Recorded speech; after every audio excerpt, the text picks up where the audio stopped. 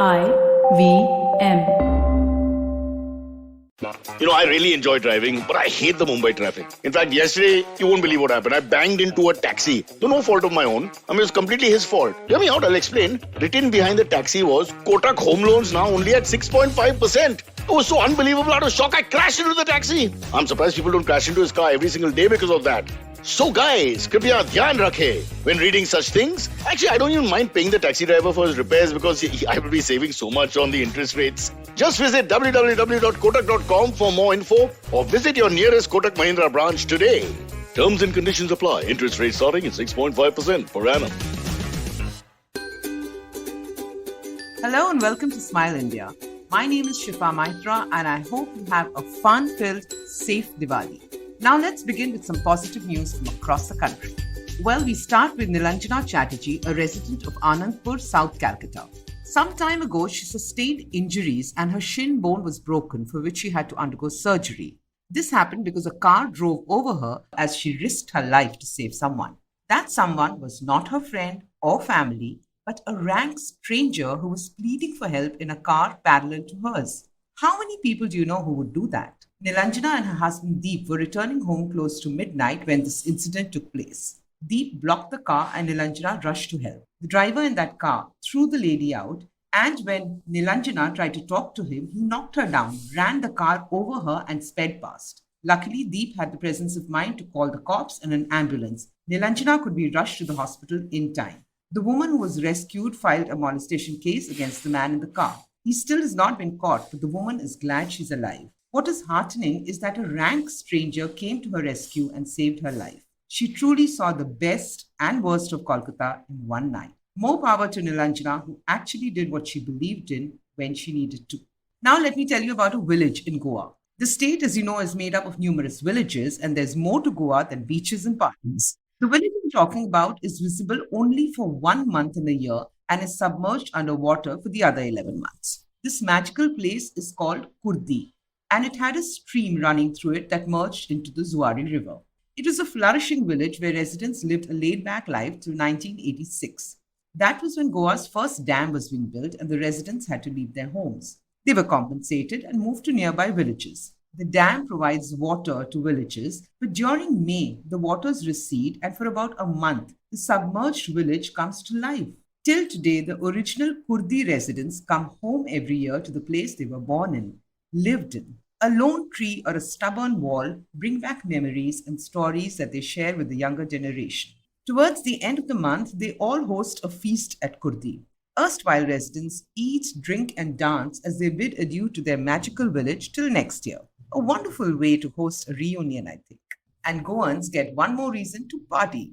Next up is a man who provides delicious, wholesome lunch at 5 rupees in Noida. He personally cooks some things and supervises what others are cooking, ensuring the best ingredients, including basmati rice and desi ghee, are used every day. The food is delicious and his cart is always crowded. From people in high end cars to local daily wage workers, everyone adores the feast at Dadi Ki Rasoi. This is run by Anup Khanna and he's been doing this for over 30 years. His only rule is that everyone must stand in a queue, and very often a young boy and the sweeper in his complex are spotted together. The idea began when his mother was unwell, and it was her wish that she wanted to feed people and requested her son to do something.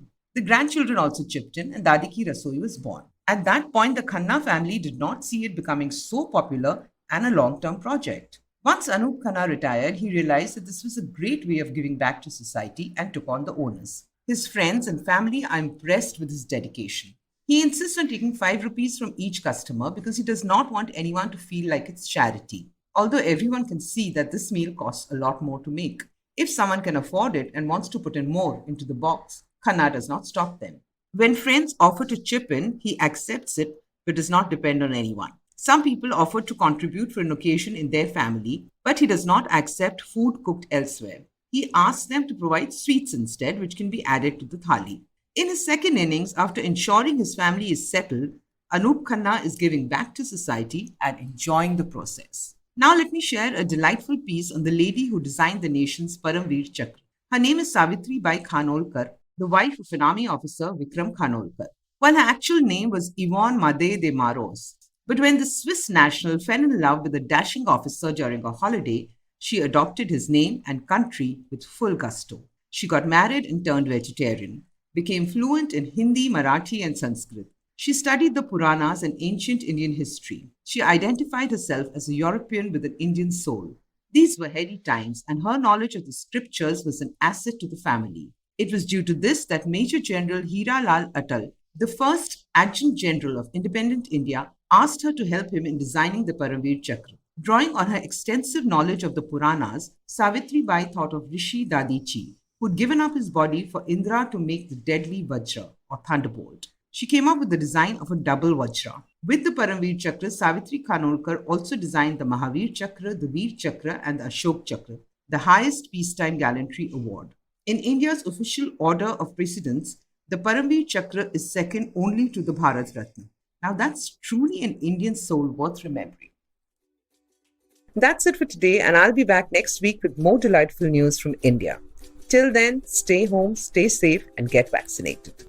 For more interesting information on our country, please like and follow Good News Indians on Facebook. To hear more engaging podcasts, download the IVM app, go to the IVM website, or look for us wherever you get podcasts from.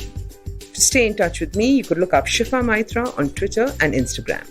Since you heard and liked Smile India in English, you could check out our Hindi version too and recommend it to people who prefer podcasts in Hindi. Hey everybody, it's been a great week on the IVM Podcast Network. On The Habit Coach, Ashton is in conversation with Dre Baldwin, CEO of Work on Your Game Inc. They discuss the athletic mindset and what it takes to be a great athlete. On All Things Policy, Arjun Garge speaks to Atish Padi about fantasy sport platforms and Karnataka's online gambling ban. On the Life Manifesto, Zarina decodes the concept of emotional maturity. I wonder what emotionally mature people really do. On Naan Kari, Sadaf and Archit are joined by author Sudha Menon. They discuss comfort food and Sudha's upcoming book. On Say No to Drama, Chetna cuts through the drama around Instagram posts and comments. Do follow us on social media. We're IVM Podcast on Twitter, Facebook, Instagram, and LinkedIn. And remember, if you're enjoying this show or any of other shows for that matter, please do tell a friend. And finally, we'd like to thank our sponsors this week, Cred, Bank of Baroda, Quarter, CoinSwitch Kuber, Slay Coffee, Intel, Kotak Mahindra Bank, and Oxfam India. Thank you so much for making this possible. Have you ever wondered where the business world is headed? How the ways in which we create, market, and sell to consumers will evolve? Or if we'll ever go back to wearing pants while working? For answers to all of this and more, tune into Advertising is Dead with me, Varun Dugirala. Every Tuesday, as I talk to entrepreneurs, leaders, and change makers from across business, media, marketing, and beyond. You can catch all episodes of Advertising is Dead on the IVM Podcast website, app, or wherever you get your podcasts from.